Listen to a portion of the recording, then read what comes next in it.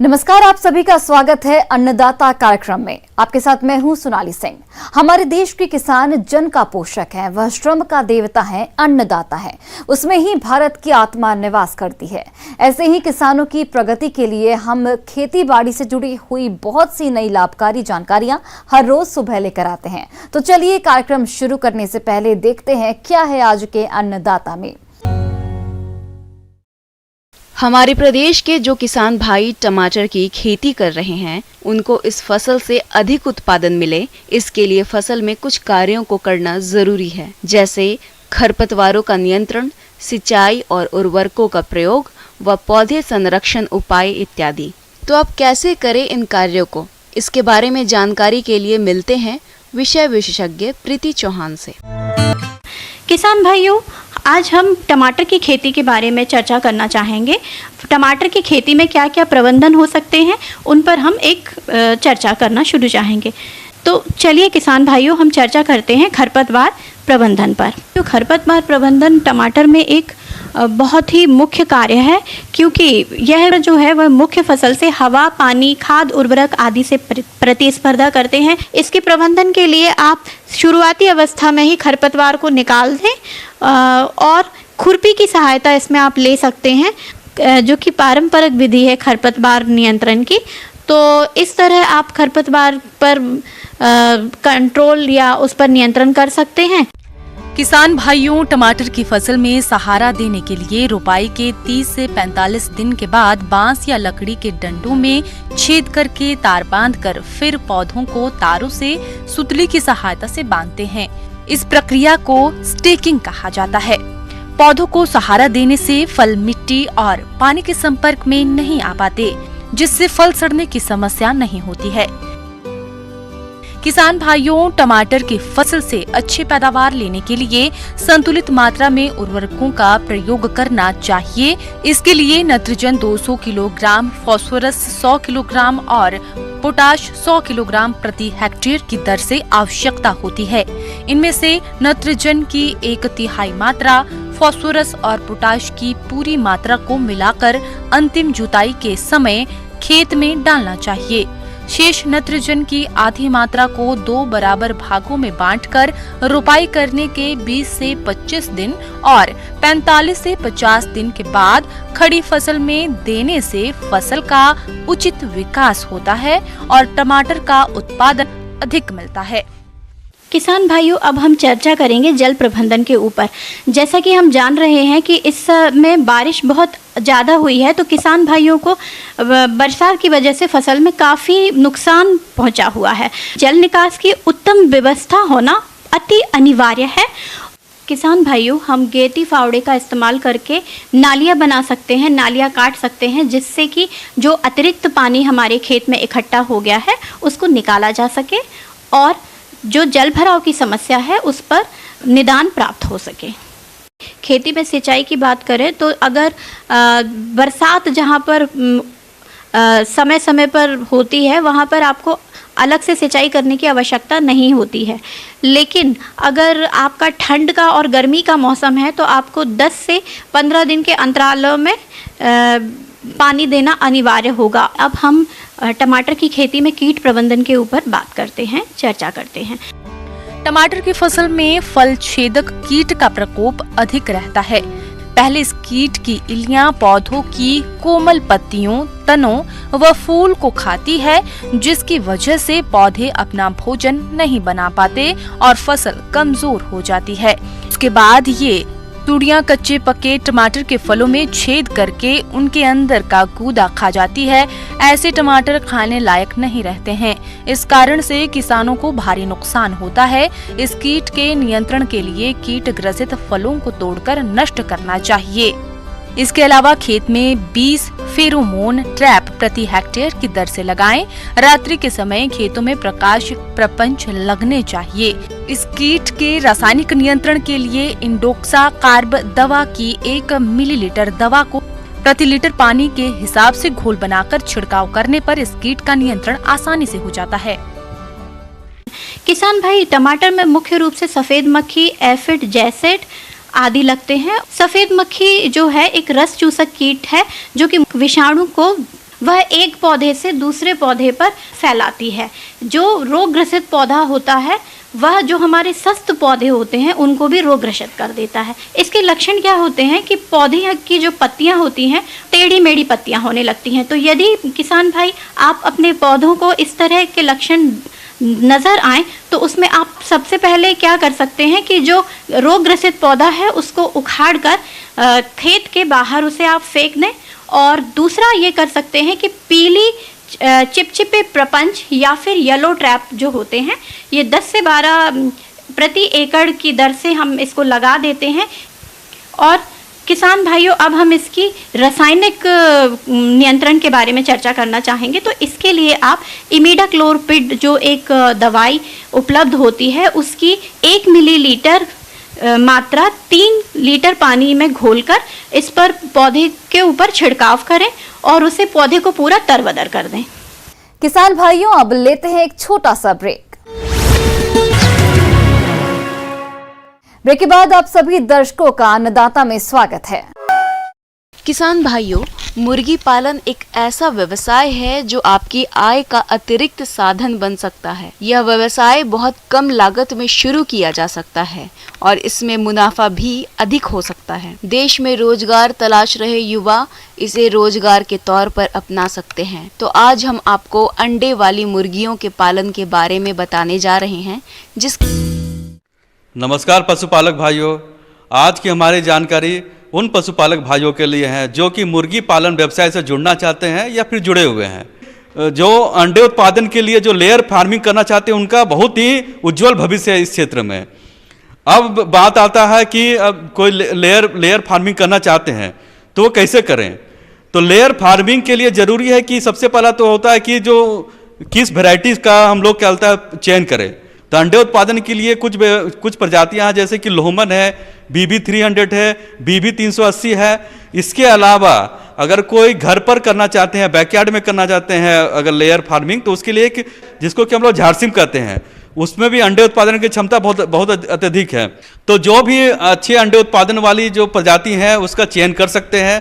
जो इन प्रजातियों का जो एवरेज अंडा उत्पादन होता है वो 280 से लेकर 350 तक हो सकता है।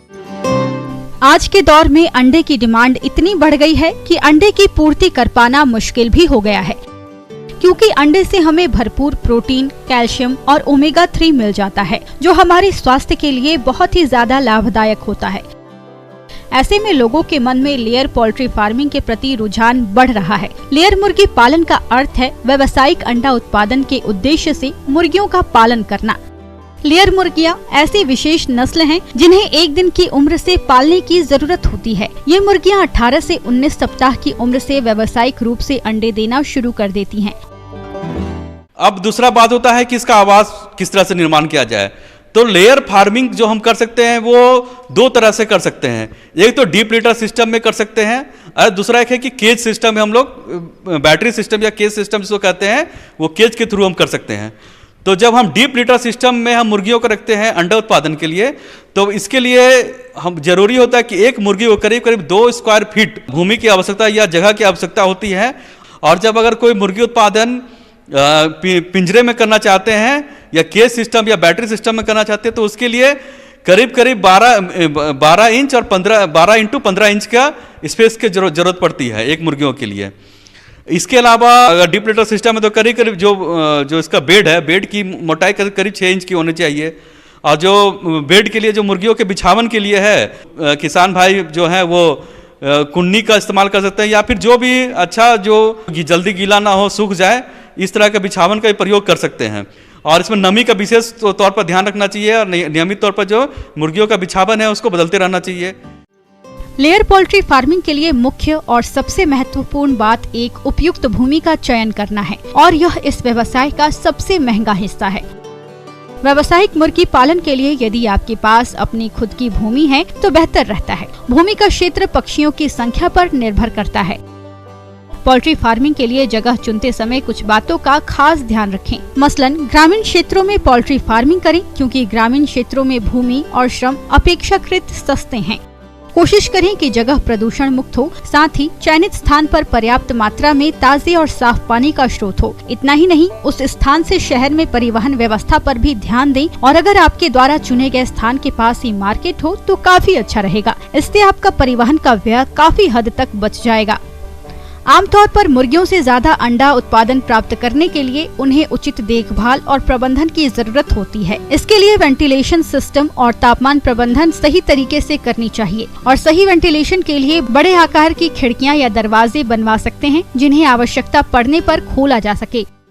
इसके अलावा जो लेयर जो मुर्गियों के लिए जो आवास बनाए, तो यह जरूरी है कि वो शोरगुल से दूर रहे, क्योंकि शोरगुल अगर अत्यधिक होगा तो मुर्गियां इस परिस्थिति में अंडे उत्पादन अच्छा नहीं कर पाती हैं। और उसके अलावा है कि मुर्गियों को, जो अंडा उत्पादन करने वाली मुर्गियां हैं, उन्हें करीब 14 घंटे प्रकाश की आवश्यकता होती है। तो अगर आवास इस तरह से होना चाहिए कि जहां पर कि सूर्य की प्रकाश अधिकतम मिल सके। अगर नहीं मिल पाए तो तब हमें क्या होता है, जो कृत्रिम रोशनी या बल्ब लगा के प्रकाश की कमी को पूरा करना चाहिए। अब इसके बाद आता है खान पान। खान पान बहुत ही जरूरी है मुर्गियों में खासकर जो लेयर मुर्गियां हैं उसमें क्या होता है, वो कुछ कैटेगरी में वो क्या होता है, उसको बांट सकते हैं हम खान पान के लिए। कि जब शुरू में जब ब्रूडर हो गया, जब शुरुआत में हो गया, जब ब्रूडर हो गया, ग्रोवर हो गया, उसके बाद आता है लेयर। और लेयर जो मुर्गियों का जो जब लेयर ग्रुप में आता है तो करीब इस टाइम इसका 18 से 20 सप्ताह की उम्र से मुर्गियां अपना अंडा उत्पादन शुरू करती है। तो ये जरूरी है कि कम से कम 22% प्रोटीन युक्त आहार बाजार में उपलब्ध, बहुत सारे उपलब्ध आहार हैं, उसका उपयोग वो लोग कर सकते हैं। इसके अलावा घर में भी मक्के और मिनरल मिक्सचर वैकल्पिक व्यवस्था उनके पास है, तो उसके अनुसार वो कर सकते हैं, पर कैल्शियम नियमित रूप से जरूर दें। आप अपने स्थानीय बाजार से आहार खरीद सकते हैं या अपने घर पर फीड बना सकते हैं। आहार में प्रोटीन और खनिज लेयर मुर्गियों के लिए बहुत आवश्यक है। जन्म के बाद 2 सप्ताह तक उन्हें कम से कम 2% कैल्शियम दें और बाद में 8 सप्ताह तक स्टार्टर फीड खिलाएं। फिर 18 सप्ताह के होने तक उन्हें दिन में 2 या 3 बार आहार दें। उनकी उम्र और वजन के अनुसार लेयर पोल्ट्री दाना मिश्रण दें और मुर्गियों की मांग के अनुसार पर्याप्त पानी उपलब्ध कराएं।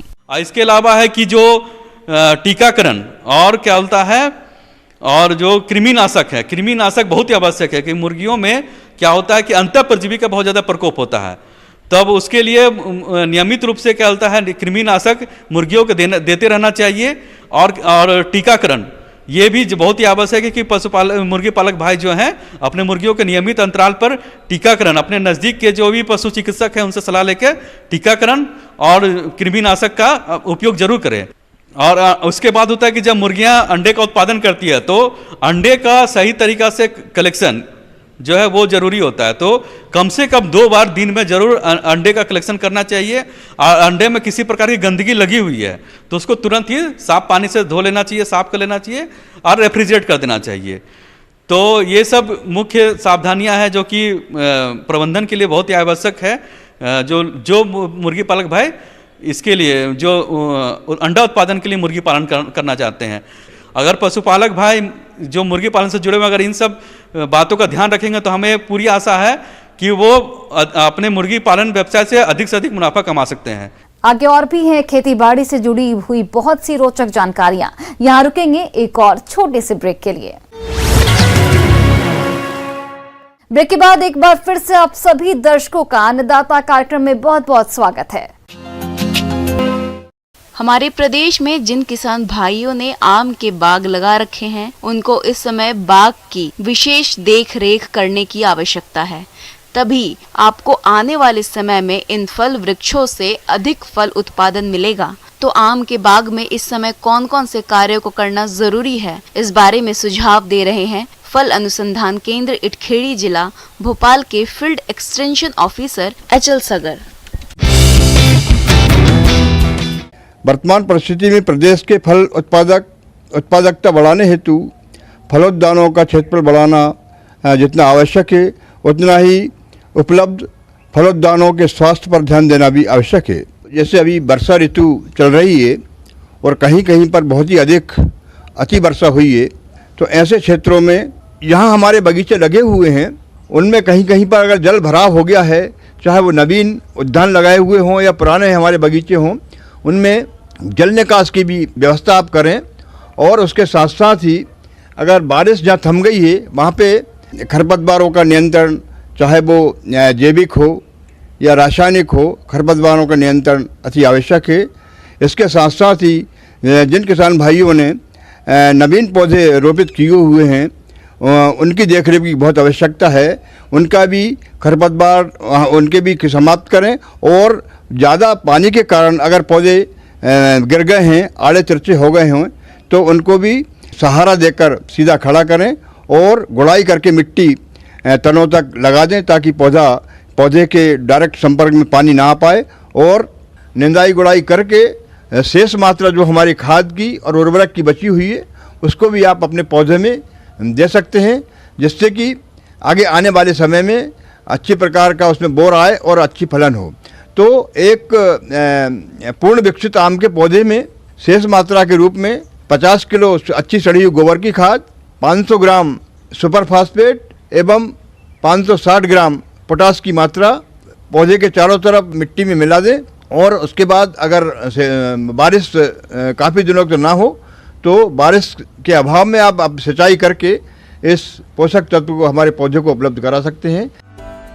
किसान भाइयों, वर्तमान समय में जलवायु में नमी ज्यादा होने के कारण इस समय बागों में कीटों का प्रकोप अधिक देखा जाता है। तो आप अपने बाग को कीटों से बचाने के लिए इसकी पहचान कर नियंत्रण कैसे करें, आइए जानते हैं। तो किसान भाइयों, इसमें फुदका या जिसे हम मैंगो हॉपर के नाम से जानते हैं, यह कीट काफ़ी मात्रा में हमारे आम के पत्तों को, नए निकलने वाले टहनियों को रस चूस कर काफ़ी नुकसान पहुंचाता है। टहनियों सूखने लगती है और पौधे की बढ़वार रुक जाती है। ज़्यादा मात्रा में ये कीट जो शर्करा उत्सर्जित करता है, जिसके कारण पत्तियों पर काली फफूंद उग जाती है। और ये काली फफूंद जब ज़्यादा मात्रा में पत्तों पर उग जाती है तो प्रकाश संश्लेषण की क्रिया बाधित होती है और पौधे में भोजन बनाने की प्रक्रिया कम होने के कारण पौधे का विकास ठीक से नहीं हो पाता। तो इसके नियंत्रण के लिए किसान भाइयों, मैंगो हॉपर कीट के जैविक नियंत्रण हेतु नीम तेल 5 मिलीलीटर प्रति लीटर पानी की दर से घोलकर छिड़काव करना चाहिए और रासायनिक नियंत्रण के लिए डाइमिथोएट 1.5 मिलीलीटर दवा प्रति लीटर पानी के हिसाब से घोल बनाकर छिड़काव करें, जिससे आप इस पर आसानी से नियंत्रण पा सकते हैं। और अगर एक बार में ये खत्म ना हो तो 15 दिन या 20 दिन के अंतराल पर दोबारा इसका स्प्रे करके इस कीट से और इस फंगस से हम अपने पौधे को सुरक्षा प्रदान कर सकते हैं। किसान भाइयों, दूसरी इसमें मिलीबग नामक एक कीट भी आम के पौधों को काफ़ी नुकसान पहुंचाता है। यह कीट ज़मीन में सुषुप्त अवस्था में पड़ा रहता है और जैसे ही दिसंबर का महीना आता है इससे कीट निकलकर पौधों पे चढ़ना शुरू हो जाते हैं और अग्रकलिका पे जाकर ये अपना भोजन ग्रहण करते हैं और नवीन पत्तियों और नवीन प्ररोह को ये काफ़ी क्षति पहुंचाकर उसको सुखा देते हैं और उसकी बढ़वार को प्रभावित करते हैं। अक्टूबर के महीने में कल्टीवेटर चलाकर इनके निम्फ और अंडे को खेत में ही समाप्त कर दें और 250 ग्राम पैराथियन पाउडर प्रति पौधे के हिसाब से जमीन में मिला दें, जिससे ये कीट खत्म हो जाएगा। इसके अलावा किसान भाइयों, इस कीट के नियंत्रण के लिए क्लोरपाइरिफॉस 2 मिलीलीटर दवा प्रति लीटर पानी के हिसाब से घोल बनाकर छिड़काव करें, जिससे आप इस पर आसानी से नियंत्रण पा सकते हैं। तो इस प्रकार ये मिलीबग जो कि सफ़ेद मखमली टाइप की हमें दिखाई देती है, इससे हम अपने पौधों को, फलों को सुरक्षा प्रदान कर सकते हैं। इसके साथ साथ ही बगीचे में कई बीमारियां भी आती हैं, जैसे कि आपने नाम सुना होगा शूरनी फफूंद के नाम से जानते हैं। पानी गिर जाए या बादल छा जाएं तो नमी के कारण ये पाउडर रूप में पौधों के ऊपर दिखाई देता है और इसके अधिक प्रकोप से फूल और पत्तियां झड़ने लगती हैं तथा छोटे छोटे फल अगर बन गए हैं तो वो भी इसके प्रकोप से गिरने लगते हैं। तो इसकी रोकथाम के लिए 0.2% सल्फर का घोल का स्प्रे करके इस बीमारी से हम अपने पौधे को, अपने बगीचे को सुरक्षा प्रदान कर सकते हैं। तो किसान भाइयों, इन सब बताई हुई जानकारी एवं क्रियाओं को करके आप अपने आम के बगीचे से अच्छा उत्पादन प्राप्त करें, यही हमारी आपको शुभकामना है।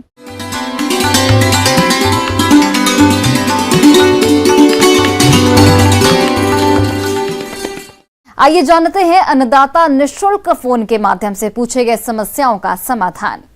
अन्नदाता निशुल्क फोन संपर्क सेवा के माध्यम से पूछे गए प्रश्नों में से आज हमने जिस प्रश्न को कार्यक्रम में शामिल किया है उससे पूछा है ग्राम केहरी, जिला मंदसौर के कृषक विवेक पाटीदार ने। नीमास्त्र बनाने की विधि और उसके उपयोग के बारे में जानकारी चाहते हैं। तो विवेक पाटीदार जी, आपकी जानकारी के लिए प्रस्तुत है कार्यक्रम का ये अंश।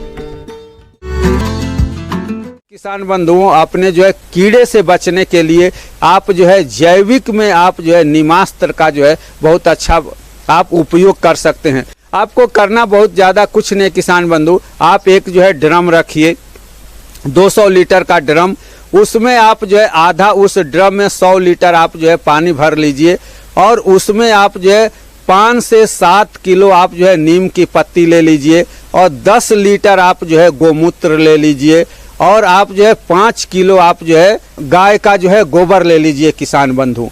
आप वेस्ट डिकम्पोजर भी यदि आप चाहें किसान बंधु तो उसमें जो है आप वेस्ट डिकम्पोजर भी उस ड्रम में 1 लीटर आप जो है ना मिला सकते हैं किसान बंधु। नहीं डालना चाहते हैं तो कोई प्रॉब्लम नहीं है। नीमास्त्र के लिए क्या कर सकते हैं, आपके पास जो है एक जो है 200 लीटर का ड्रम हो गया, उसमें आप 100 लीटर पानी ले लीजिए, आप उसमें जो है 10 लीटर जो है गोमूत्र ले लीजिए, 5 किलो आप जो है गाय का गोबर ले लीजिए, उसके बाद आप जो है 5 से 6 किलो नीम की आप जो है ना पत्ती ले लीजिए और उसमें 1 लीटर आप जो है वेस्ट डिकम्पोजर यदि डालना चाहते हैं तो डाल लीजिए। उसके बाद आप जो है उसमें जो आपने 5 से 6 किलो आप नीम की पत्ती लिए हैं उसको आप जो है 10 से 12 दिन तक आप जो है घड़ी के दिशा में, घड़ी के विपरीत दिशा में आप उसको जो है उसको हिला दीजिए किसान बंधु। तो ये आपका 15 दिन में ये नीम की जो पत्ती होगी उसके 100 लीटर पानी और उस जो है 10 लीटर जो आपने गोमूत्र मिलाए हैं उसके साथ ये सड़ करके अपना जो है रस जो है उसमें जो है छोड़ देगा उस पानी के अंदर ये नीम की पत्ती किसान बंधुओं। किसान भाइयों, नीमास्त्र बनाने के बाद बात आती है फसलों और फल बागों में इसे कितनी मात्रा में, कब और कैसे प्रयोग करना चाहिए। तो वो इस प्रकार है। अब इसको आप जो है 15 दिन बाद आप क्या कीजिए किसान बंधुओं कि 10 लीटर आप पानी ले लीजिए और 1 लीटर आप जो है ये जो आपने नीमास्त्र बनाए हैं आप उसको ले लीजिए और 10 लीटर पानी और 1 लीटर नीमास्त्र को मिला करके आप अपनी फसलों पे यदि आप स्प्रे कर देंगे, यदि आप अपनी सब्जियों में स्प्रे करेंगे किसान बंधु, तो जो चूसने वाले कीड़े हैं जिससे सफ़ेद मच्छर है, हरा मच्छर है, ये आपकी जो है फसल पर से जो है नहीं लगेगा। नीमास्त्र सभी फसलों के लिए लाभकारी है। इसमें लाभकारी जीवाणु पाए जाते हैं। फसल की रोग प्रतिरक्षा क्षमता बढ़ती है। भूमि की उर्वरा शक्ति में वृद्धि होती है। पौधों की वृद्धि विकास अच्छी होती है। फसल से अधिक पैदावार मिलती है। फल, सब्जी, अनाज देखने में सुंदर और खाने में स्वादिष्ट होते हैं। जहाँ तक अपने को जानकारी है किसान बंधु कि सफेद मच्छर ही जो है ज्यादा से ज्यादा रोग का वाहक होता है किसान बंधु। यही जो है दूसरी जगह से, एक जगह से दूसरी जगह रोगों को लेकर के जाता है। तो यदि जो है आपकी फसल में नीमास्त्र का उपयोग आप जो है 15-15 दिन पे यदि आप जो है करते रहेंगे किसान बंधु, तो ये सफ़ेद मच्छर और हरा मच्छर जो है की संभावना कम हो जाएगी। तो आपकी फसल जो है कीड़ों से और रोगों से जो आपकी फसल जो है बढ़ सकती है किसान बंधु, और जमीन के ऊपर, जमीन पर भी जो है कोई जो है प्रभाव नहीं पड़ेगा किसान बंधु। तो इस तरह से आप नीमास्त्र अपने घर पर भी बना करके इसका जो आप कीड़ों से और रोगों से बचाव कर सकते हैं किसान बंधुओं। किसान भाइयों, कृषि संबंधित समस्या या सुझावों के लिए आप हमें इस पते पर संपर्क कर सकते हैं। प्रोड्यूसर अन्नदाता news 18 Madhya Pradesh Chhattisgarh, Ramoji film city Hyderabad 501512। साथ ही आप हमें ईमेल भी कर सकते हैं। हमारा ईमेल आईडी है p18annadatamp@news18.com। इसके अतिरिक्त आप हमें निःशुल्क हेल्पलाइन नंबर 18008892 पर सोमवार से शनिवार सुबह 10 से शाम 4 बजे के बीच संपर्क कर सकते हैं। अब समय हो रहा है आपसे विदा लेने का। कल फिर से आपसे मुलाकात होगी कृषि से जुड़ी महत्वपूर्ण जानकारियों के साथ। नमस्कार।